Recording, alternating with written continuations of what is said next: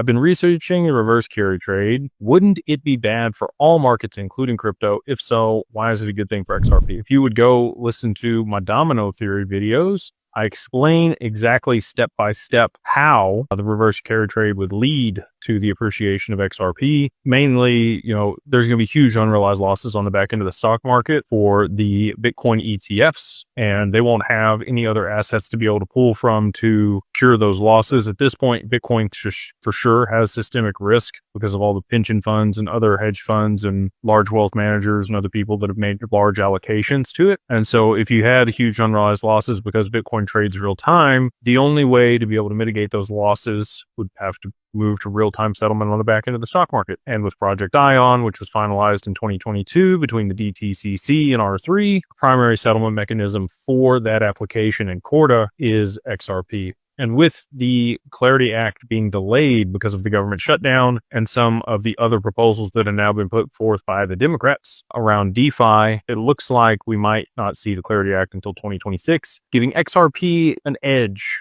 you could say, here in the US as the only digital asset with some sort of legal clarity. And if they were able to drive enough liquidity into it, they could then begin to use it on it. This is highly unlikely, but hypothetically speaking, if everyone hoarded or held their XRP and no one sold, would it drive liquidity and cause XRP to not operate as its intended use? No, it would not affect it at all. Retail does not hold anywhere near enough the supply to affect it in any capacity. We have been the liquidity that's allowed them to test and trial this market and the asset on the mainnet to be able to, implement it at scale with financial institutions. People are going to sell. Most people, when they see an $8 XRP, when they see a $10 XRP, when they see a $25 XRP, when they see a $50 XRP, they're selling. They're out of here. You're going to see, people left and right that said that they were going to hold, liquidate their bag. And look, more power to you. You should do what's right for you and your family. You should have some type of exit plan. If your exit plan is to hold and earn yield and borrow against your XRP,